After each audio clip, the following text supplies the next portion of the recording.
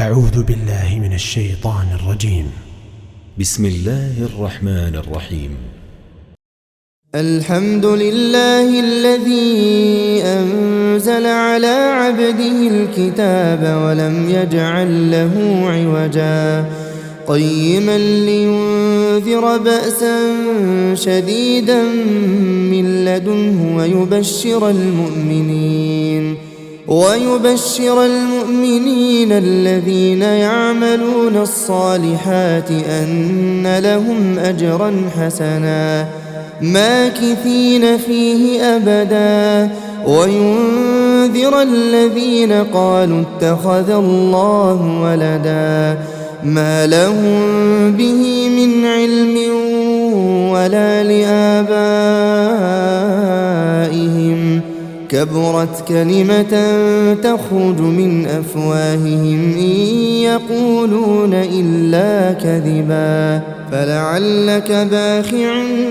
نفسك على آثارهم إن لم يؤمنوا بهذا الحديث أسفا إنا جعلنا ما على الأرض زينة لها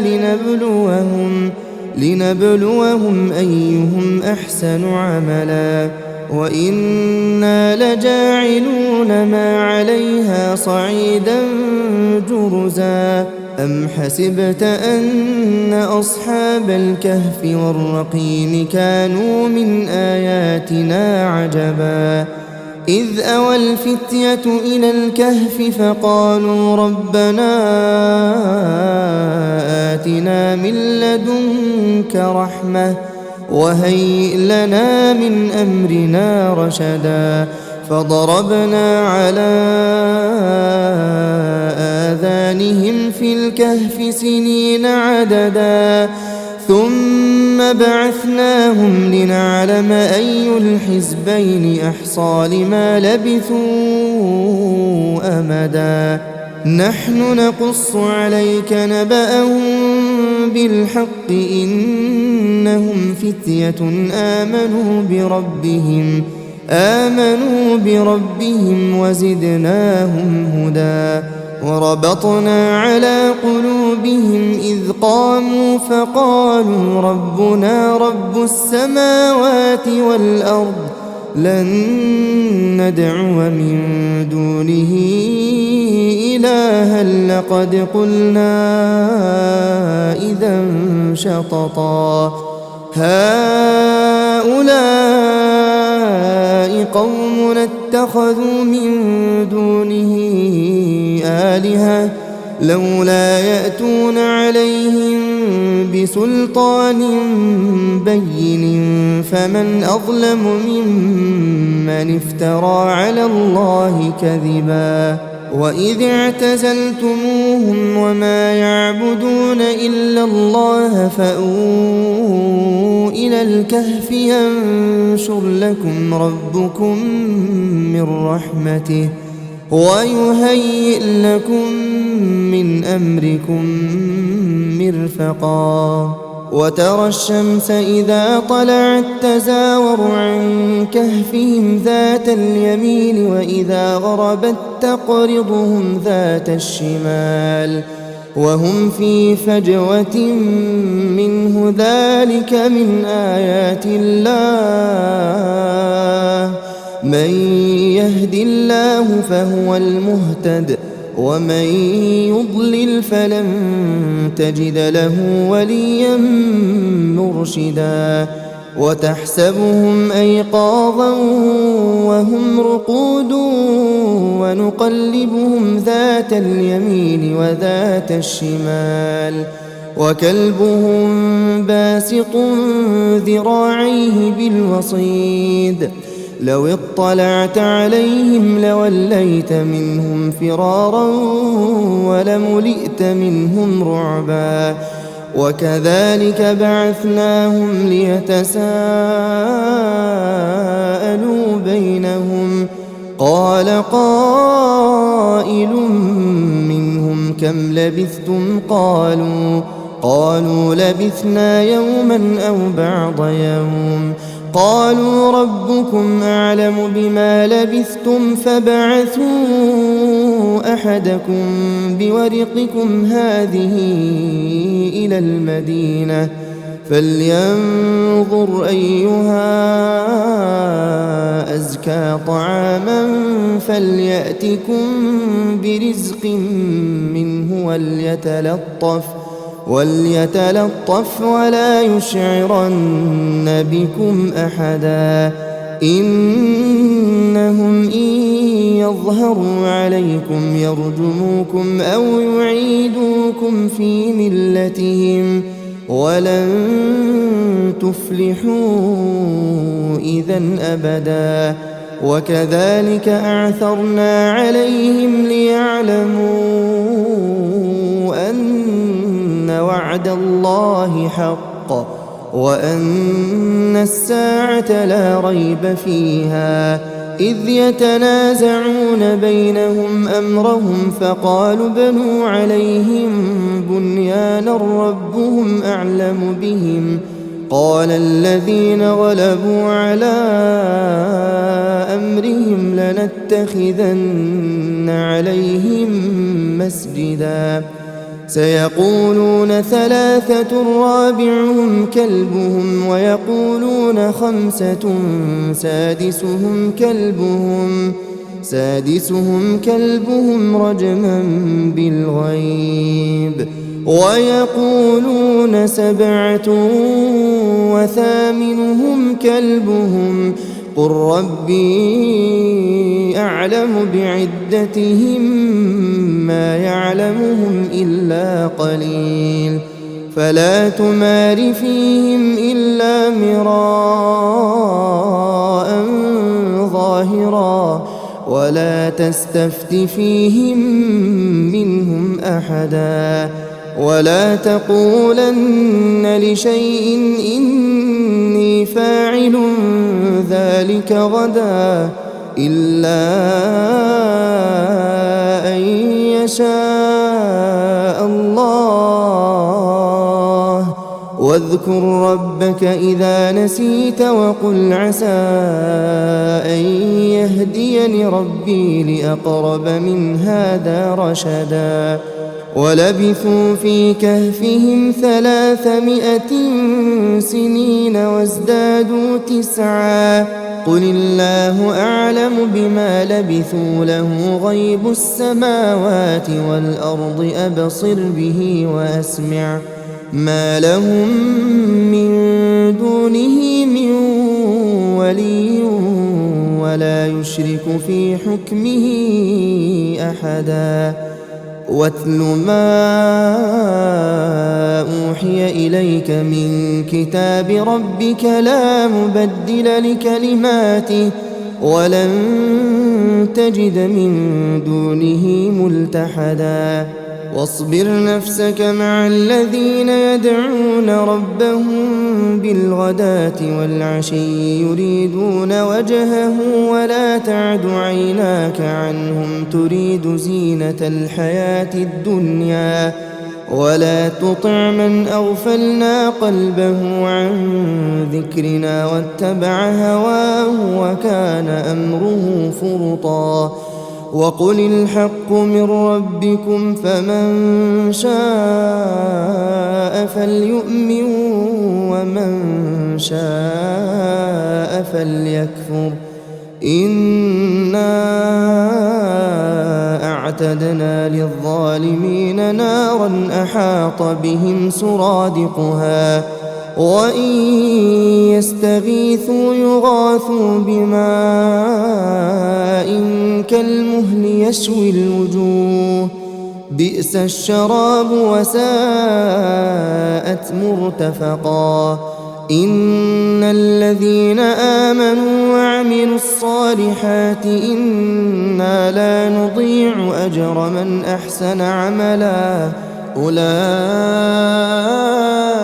لهم جنات عدن تجري من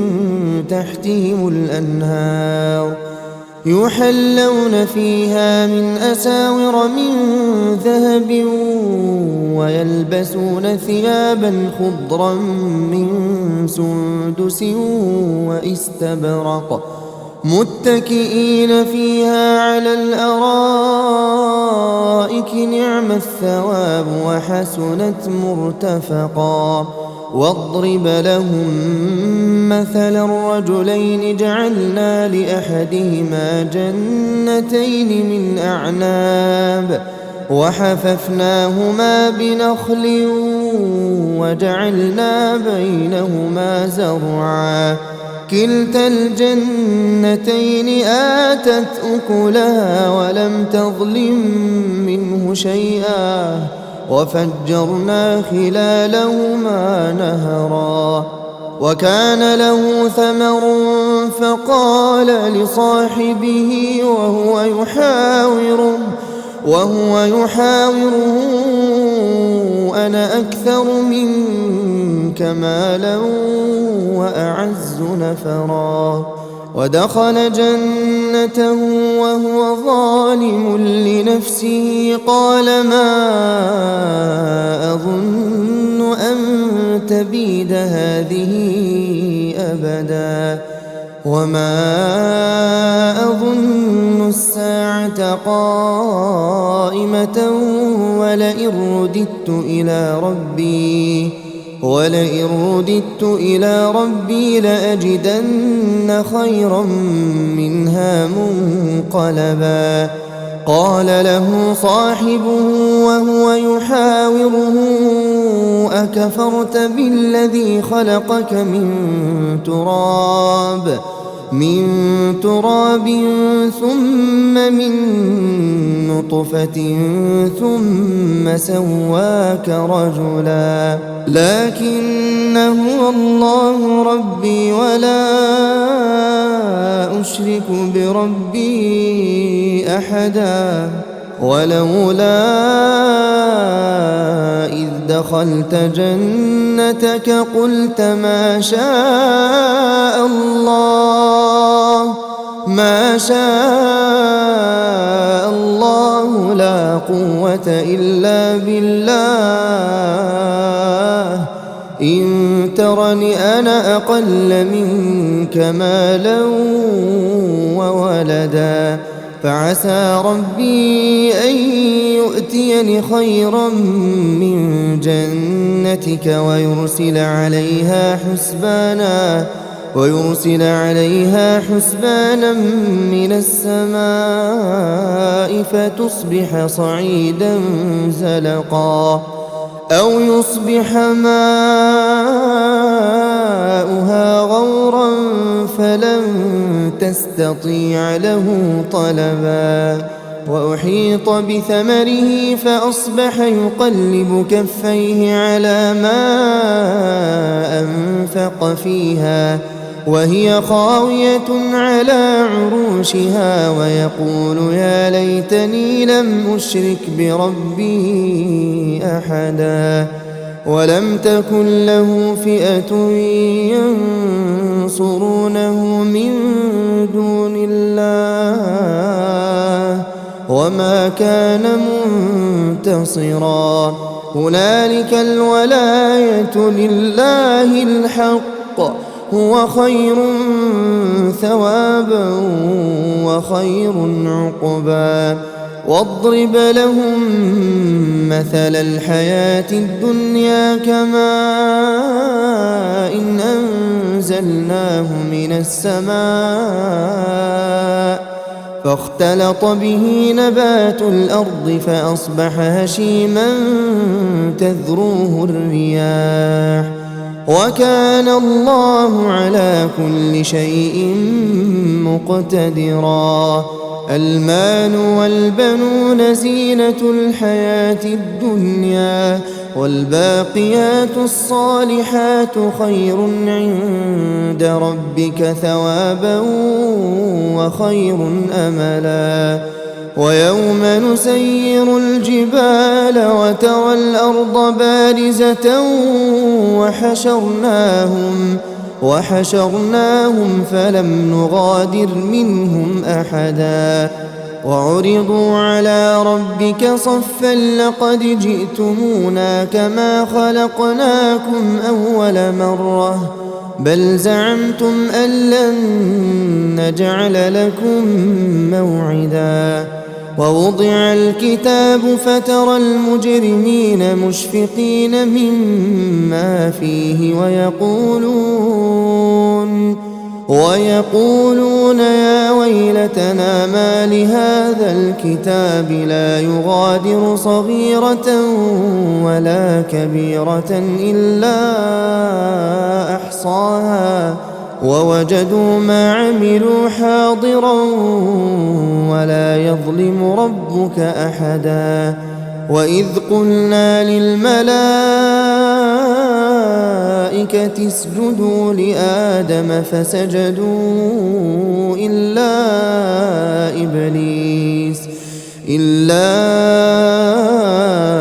إبليس كان من الجن ففسق عن أمر ربه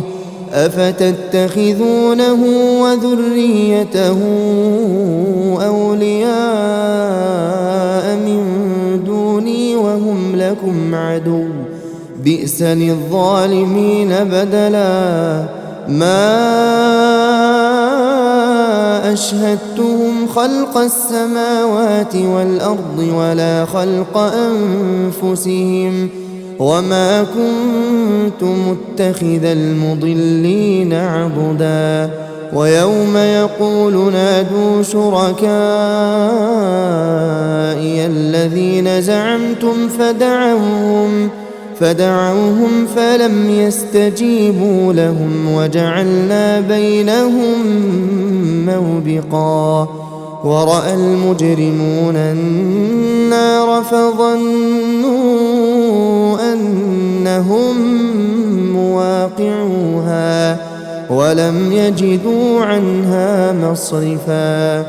ولقد صرفنا في هذا القرآن للناس من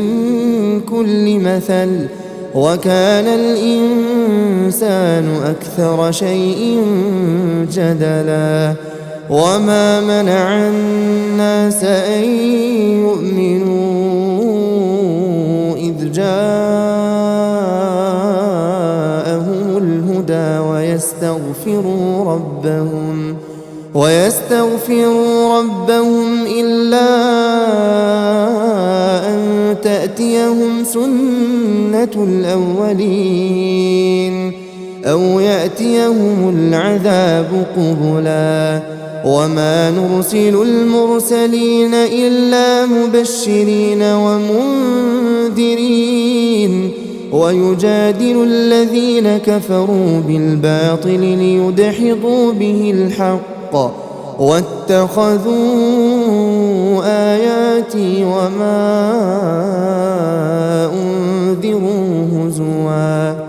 ومن أظلم ممن ذكر بآيات ربه فأعرض عنها ونسي ما قدمت يداه إنا جعلنا على قلوبهم أكنة أن يفقهوه وفي آذانهم وقرا وإن تدعهم إلى الهدى فلن يهتدوا إذا أبدا وربك الغفور ذو الرحمة لو يؤاخذهم بما كسبوا لعجل لهم العذاب بل لهم موعد لن يجدوا من دونه موئلا وتلك القرى أهلكناهم لما ظلموا وجعلنا لمهلكهم موعدا وإذ قال موسى لفتاه لا أبرح حتى أبلغ مجمع البحرين حتى أبلغ مجمع البحرين أو أمضي حقبا فلما بلغا مجمع بينهما نسيا حوتهما فاتخذ سبيله في البحر سربا فلما جاوزا قال لفتاه آتنا غداءنا لقد لقينا من سفرنا هذا نصبا قال أرأيت إذ أوينا إلى الصخرة فإني نسيت الحوت وما أنسانيه إلا الشيطان أن أذكره واتخذ سبيله في البحر عجبا قال ذلك ما كنا نبغي فارتدا على آثارهما قصصا فوجدا عبدا من عبادنا آتيناه رحمة من عندنا وعلمناه من لدنا علما قال له موسى هل أتبعك على أن تعلمني مما علمت رشدا قال إنك لن تستطيع معي صبرا وكيف تصبر على ما لم تحط به خبرا قال ستجدني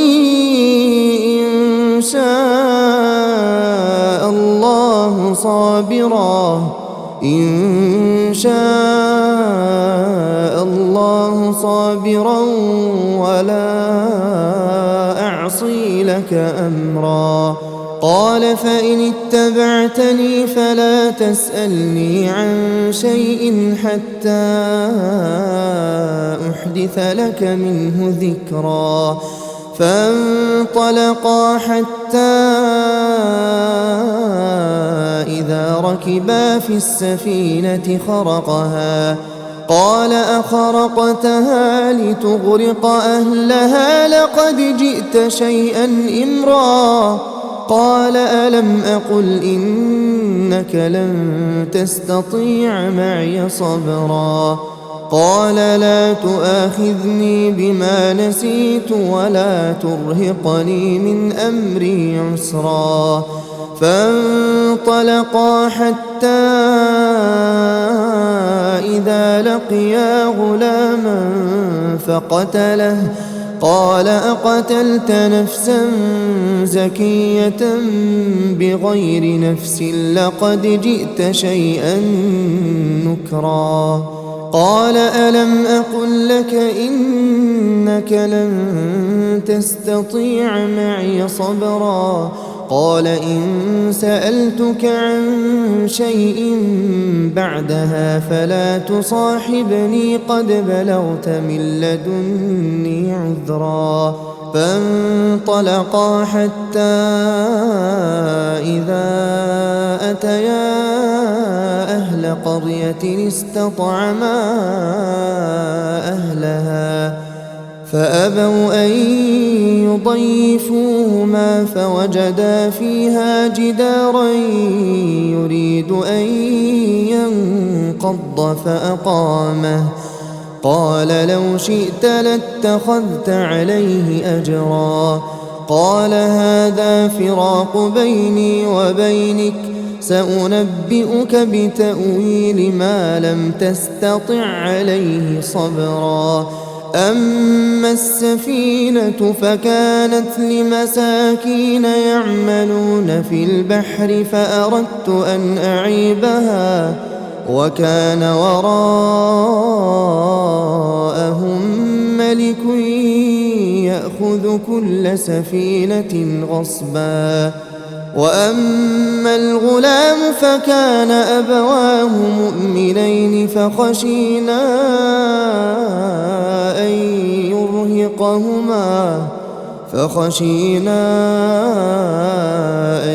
يرهقهما طغيانا وكفرا فأردنا أن يبدلهما ربهما خيرا منه زكاة وأقرب رحما وأما الجدار فكان لغلامين يتيمين في المدينة وكان تحته كنز لهما وكان أبوهما صالحا فأراد ربك أن يبلغا أشدهما ويستخرجا كنزهما رحمة من ربك وما فعلته عن أمري ذلك تأويل ما لم تسطع عليه صبرا ويسألونك عن ذي القرنين قل سأتلو عليكم منه ذكرا إنا مكنا له في الأرض وآتيناه من كل شيء سببا فأتبع سببا حتى إذا بلغ مغرب الشمس وجدها تغرب في عين حمئة ووجد عندها قوما قلنا يا ذا القرنين إما أن تعذب وإما أن تتخذ فيهم حسنا قال أما من ظلم فسوف نعذبه ثم يرد إلى ربه فيعذبه عذابا نكرا وأما من آمن وعمل صالحا فله جزاء الحسنى وسنقول له من أمرنا يسرا ثم أتبع سببا حتى إذا بلغ مطلع الشمس وجدها تطلع على قوم لم نجعل لهم من دونها سترا كذلك وقد أحطنا بما لديه خبرا ثم أتبع سببا حتى إذا بلغ بين السدين وجد من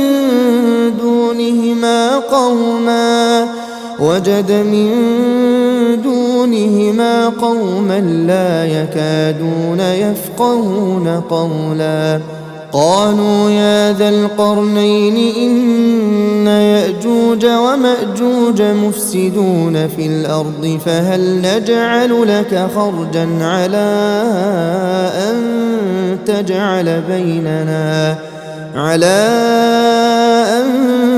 تجعل بيننا وبينهم سدا قال ما مكني فيه ربي خير فأعينوني بقوة أجعل بينكم وبينهم ردما آتوني زبر الحديد حتى إذا ساوى بين الصدفين قال انفخوا حتى إذا جعله نارا قال آتوني أفرغ عليه قطرا فما استطاعوا أن يظهروه وما استطاعوا له نقبا قال هذا رحمة من ربي فإذا جاء وعد ربي جعله دكاء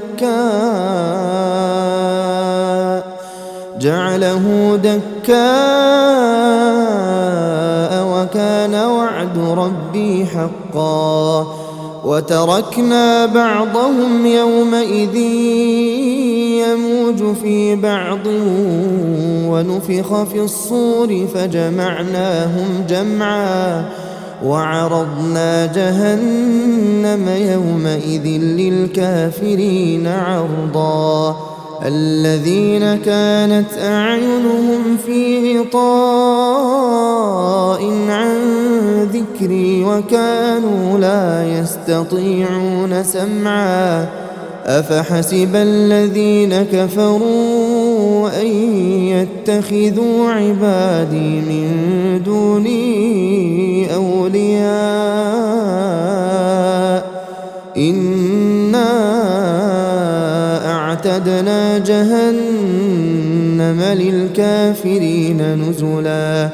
قل هل ننبئكم بالأخسرين أعمالا الذين ضل سعيهم في الحياة الدنيا وهم يحسبون أنهم يحسنون صنعا أولئك الذين كفروا بآيات ربهم ولقائه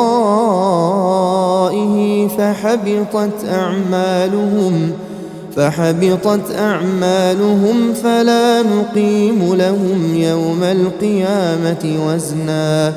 ذلك جزاؤهم جهنم بما كفروا واتخذوا آياتي ورسلي هزوا إن الذين آمنوا وعملوا الصالحات كانت لهم جنات الفردوس نزلا خالدين فيها لا يبغون عنها حولا قل لو كان البحر مدادا لكلمات ربي لنفد البحر قبل أن تنفد كلمات ربي ولو جئنا بمثله مددا قل إنما أنا بشر مثلكم يوحى إلي أنما إلهكم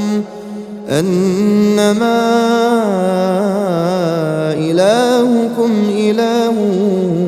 واحد فمن كان يرجو لقاء ربه فليعمل عملا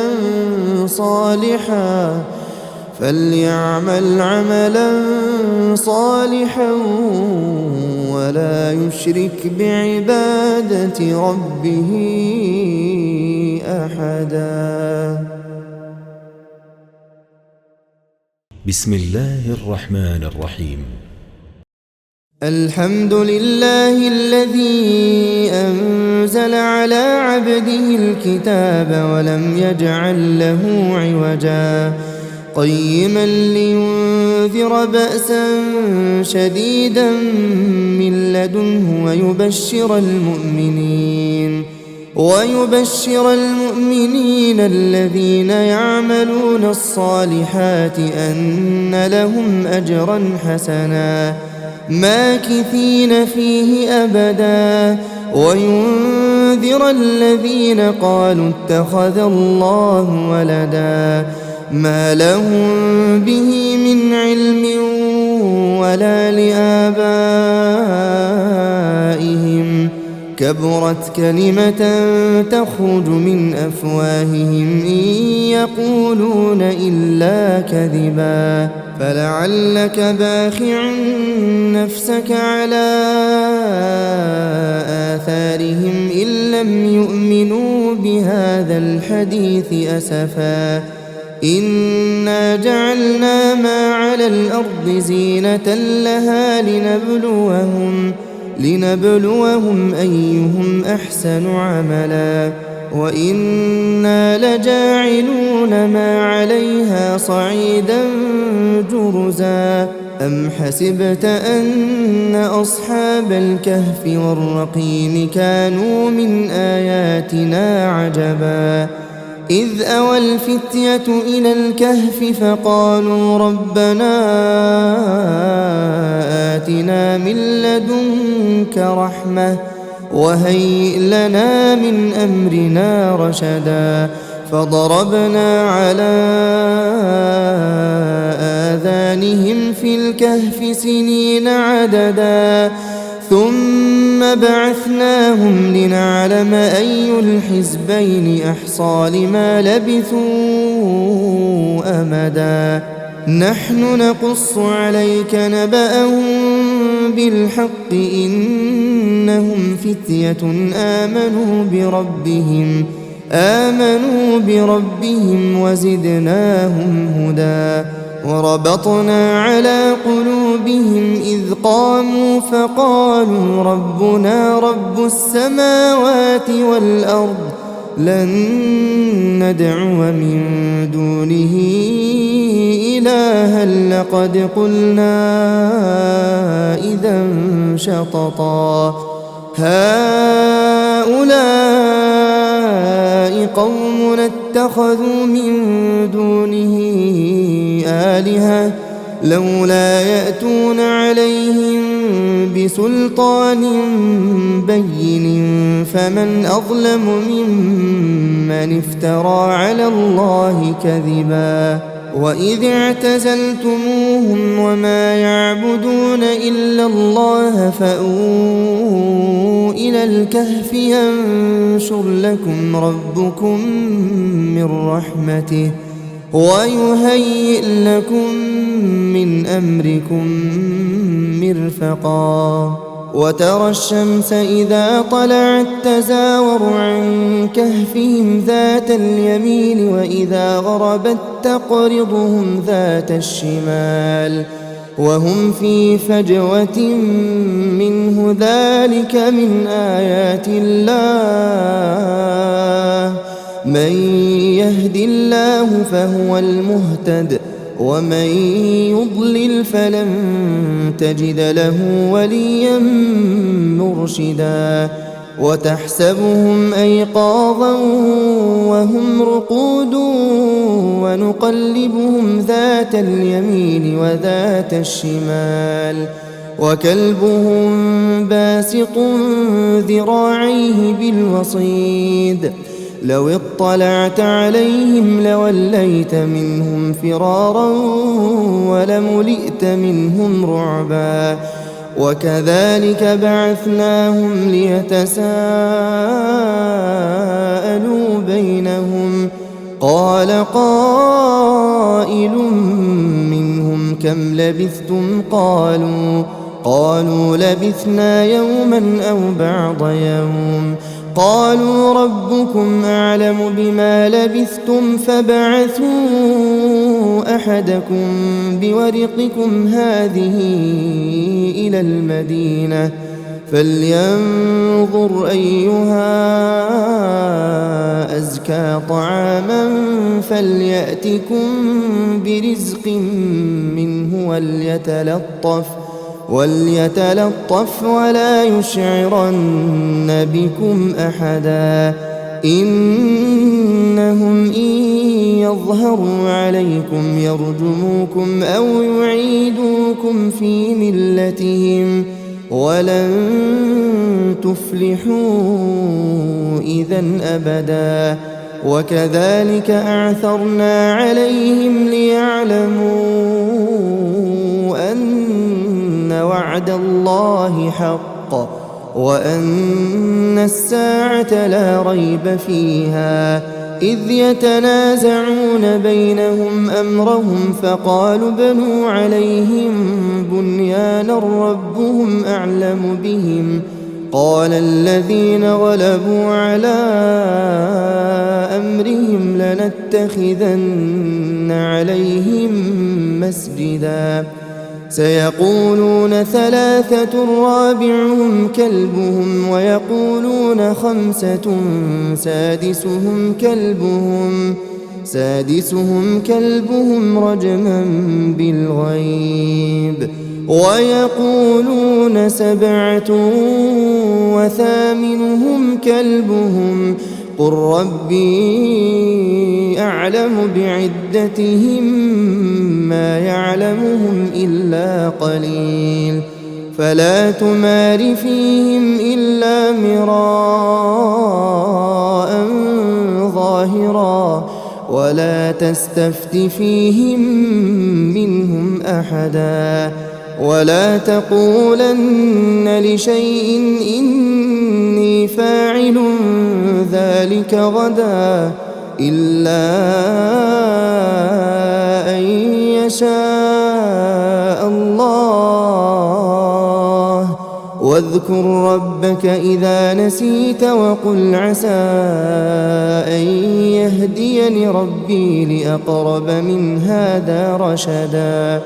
ولبثوا في كهفهم 300 سنين وازدادوا 9 قل الله أعلم بما لبثوا له غيب السماوات والأرض أبصر به وأسمع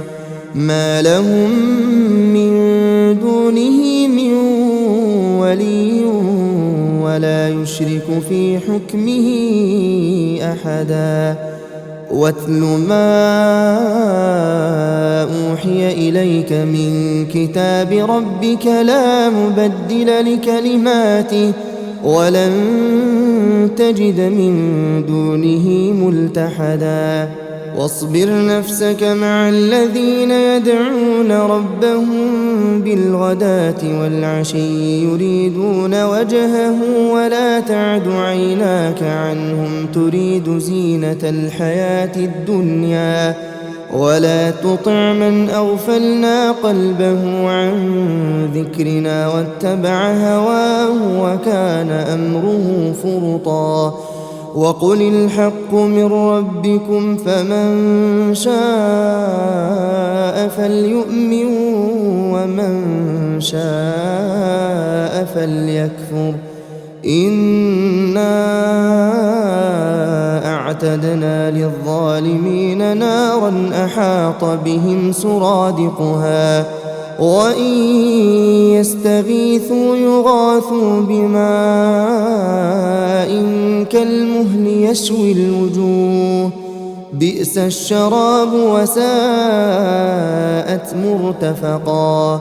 إن الذين آمنوا وعملوا الصالحات إنا لا نضيع أجر من أحسن عملا أولئك لهم جنات عدن تجري من تحتهم الأنهار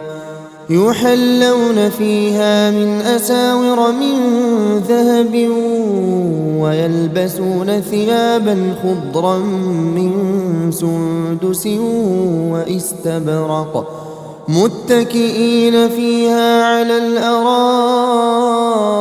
نعم الثواب وحسنت مرتفقا واضرب لهم مثل الرجلين جعلنا لأحدهما جنتين من أعناب وحففناهما بنخل وجعلنا بينهما زرعا كلتا الجنتين آتت أكلها ولم تظلم منه شيئا وفجرنا خلالهما نهرا وكان له ثمر فقال لصاحبه وهو يحاوره أنا أكثر منك مالا وأعز نفرا ودخل جنته وهو ظالم لنفسه قال ما أظن أن تبيد هذه أبدا وما أظن الساعة قائمة ولئن رددت إلى ربي لأجدن خيرا منها منقلبا قال له صاحبه وهو يحاوره أكفرت بالذي خلقك من تراب من تراب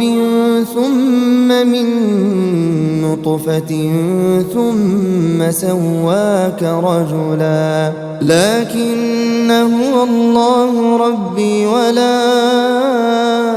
أشرك بربي أحدا ولولا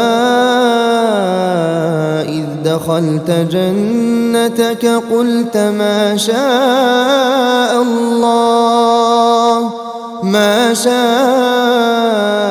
الله لا قوة إلا بالله إن ترني أنا أقل منك مالا وولدا فعسى ربي أن يؤتيني خيرا من جنتك ويرسل عليها حسبانا من السماء فتصبح صعيدا زلقا أو يصبح ماؤها غورا فلن تستطيع له طلبا وأحيط بثمره فأصبح يقلب كفيه على ما أنفق فيها وهي خاوية على عروشها ويقول يا ليتني لم أشرك بربي أحدا ولم تكن له فئة ينصرونه من دون الله وما كان منتصرا هنالك الولاية لله الحق هو خير ثوابا وخير عقبا واضرب لهم مثل الحياة الدنيا كماء إن أنزلناه من السماء فاختلط به نبات الأرض فأصبح هشيما تذروه الرياح وكان الله على كل شيء مقتدرا المال والبنون زينة الحياة الدنيا والباقيات الصالحات خير عند ربك ثوابا وخير أملا ويوم نسير الجبال وترى الأرض بارزة وحشرناهم فلم نغادر منهم أحدا وعرضوا على ربك صفا لقد جئتمونا كما خلقناكم أول مرة بل زعمتم أن لن نجعل لكم موعدا ووضع الكتاب فترى المجرمين مشفقين مما فيه ويقولون يا ويلتنا ما لهذا الكتاب لا يغادر صغيرة ولا كبيرة إلا أحصاها ووجدوا ما عملوا حاضرا ولا يظلم ربك أحدا وإذ قلنا للملائكة اسجدوا لآدم فسجدوا إلا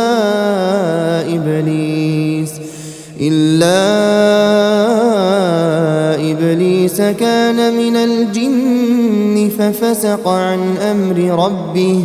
أفتتخذونه وذريته أولياء من دوني وهم لكم عدو بئس للظالمين بدلا ما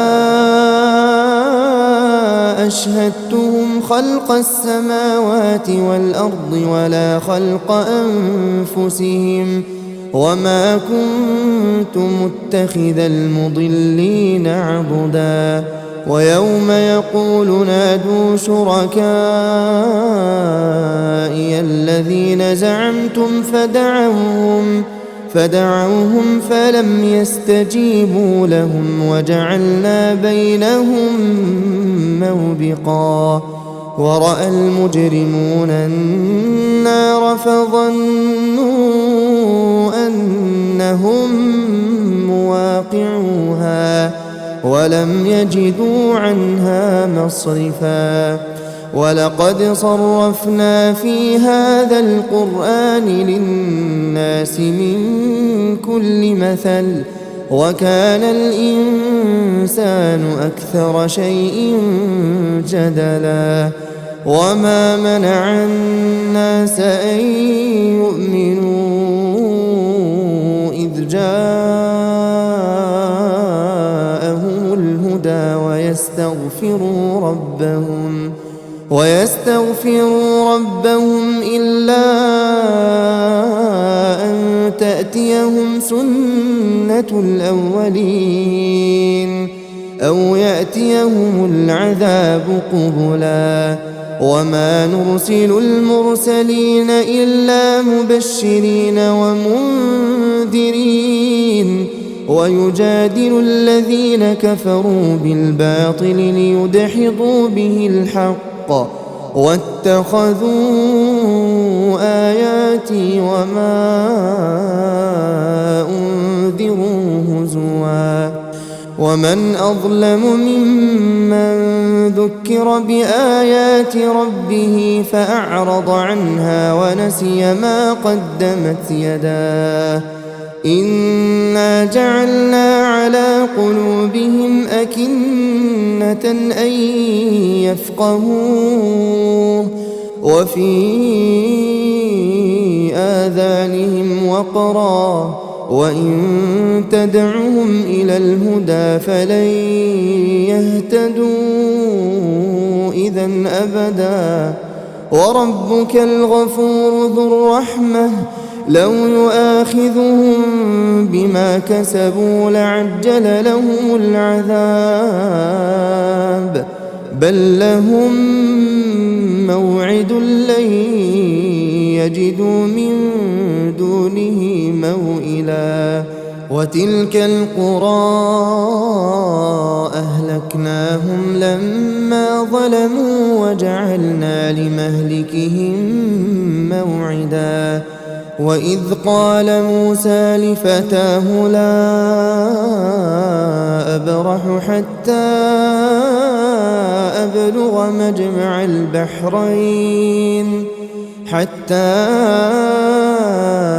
أبلغ مجمع البحرين أو أمضي حقبا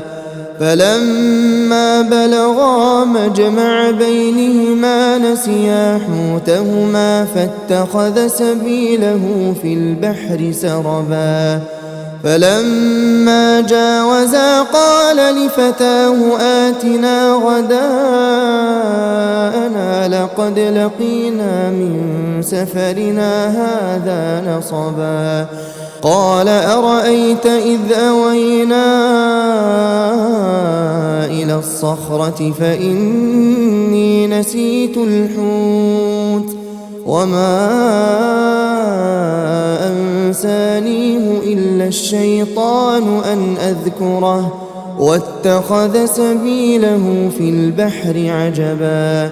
قال ذلك ما كنا نبغي فارتدا على آثارهما قصصا فوجدا عبدا من عبادنا آتيناه رحمة من عندنا وعلمناه من لدنا علما قال له موسى هل أتبعك على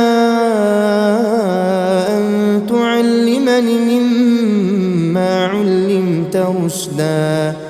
قال إنك لن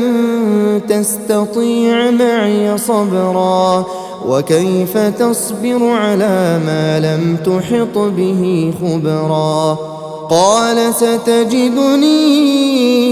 إن شاء الله صابرا صابرا ولا أعصي لك أمرا. قال فإن اتبعتني فلا تسألني عن شيء حتى أحدث لك منه ذكرا. فانطلقا حتى إذا ركبا في السفينة خرقها قال أخرقتها لتغرق أهلها لقد جئت شيئا إمرا. قال ألم أقل إنك لن تستطيع معي صبرا. قال لا تؤاخذني بما نسيت ولا ترهقني من أمري عسرا.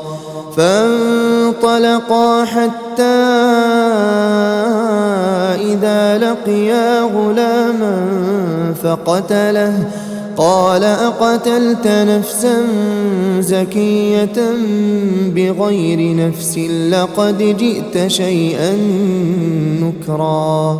قال ألم أقل لك إنك لن تستطيع معي صبرا. قال إن سألتك عن شيء بعدها فلا تصاحبني قد بلغت من لدني عذرا. فانطلقا حتى إذا أتيا أهل قرية استطعما أهلها فأبوا أن يضيفوهما فوجدا فيها جدارا يريد أن ينقض فأقامه. قال لو شئت لاتخذت عليه أجرا. قال هذا فراق بيني وبينك سأنبئك بتأويل ما لم تستطع عليه صبرا. أما السفينة فكانت لمساكين يعملون في البحر فأردت أن أعيبها وكان وراءهم ملك يأخذ كل سفينة غصبا. وأما الغلام فكان أبواه مؤمنين فخشينا أن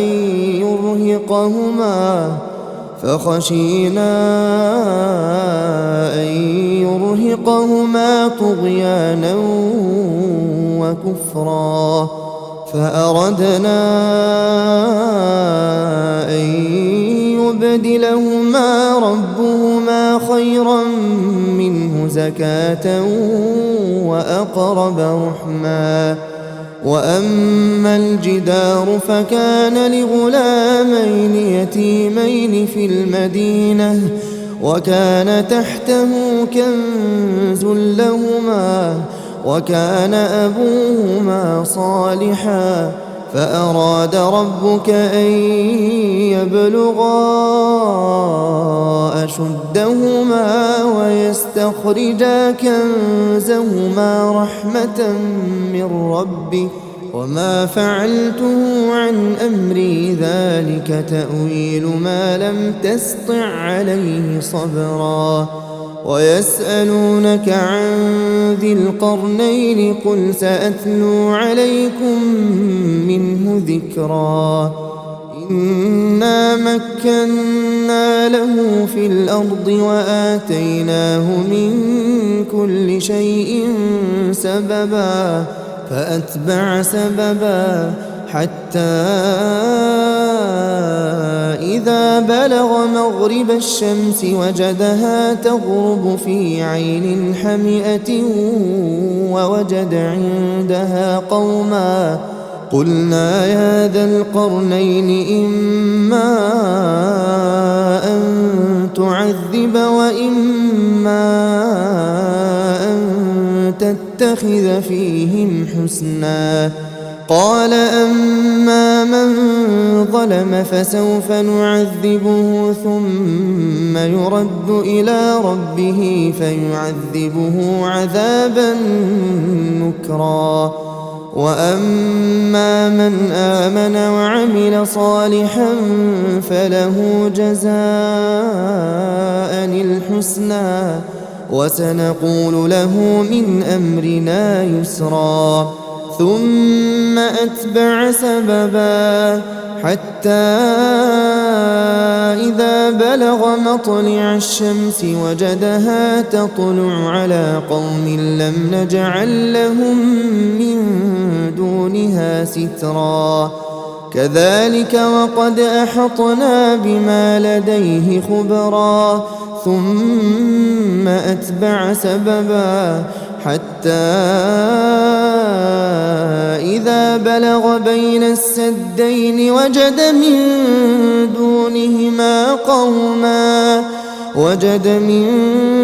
دونهما قوما لا يكادون يفقهون قولا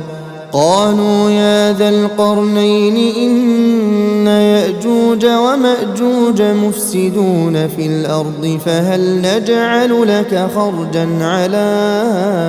أن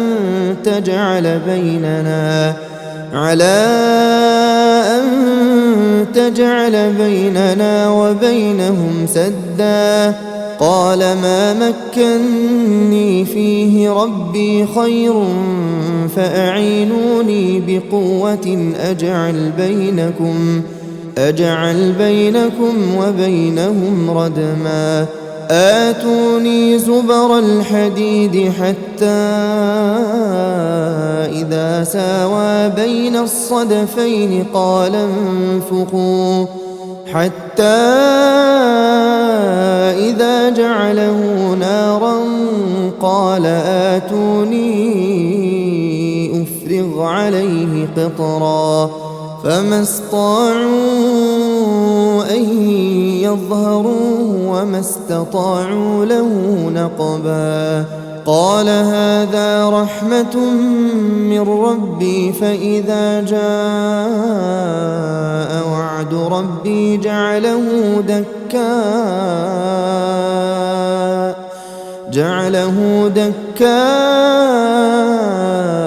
وكان وعد ربي حقا وتركنا بعضهم يومئذ يموج في بعض ونفخ في الصور فجمعناهم جمعا وعرضنا جهنم يومئذ للكافرين عرضا الذين كانت أعينهم في غطاء عن ذكري وكانوا لا يستطيعون سمعا أفحسب الذين كفروا أن يتخذوا عبادي من دوني أولياء إنا أعتدنا جهنم للكافرين نزلا قل هل ننبئكم بالأخسرين أعمالا الذين ضل سعيهم في الحياة الدنيا وهم يحسبون أنهم يحسنون صنعا أولئك الذين كفروا بآيات ربهم ولقائه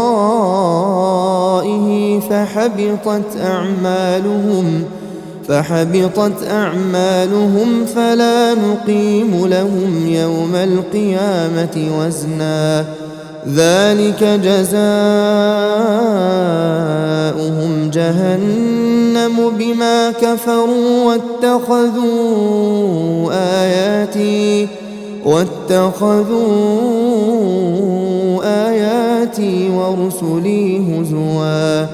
إن الذين آمنوا وعملوا الصالحات كانت لهم جنات الفردوس نزلا خالدين فيها لا يبغون عنها حولا قل لو كان البحر مدادا لكلمات ربي لنفد البحر قبل أن تنفد كلمات ربي ولو جئنا بمثله مددا قل إنما أنا بشر مثلكم يوحى إلي أنما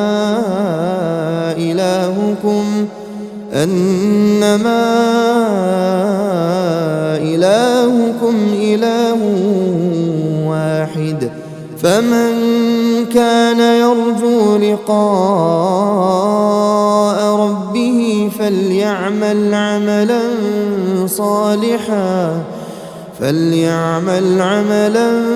صالحا ولا يشرك بعبادة ربه أحدا.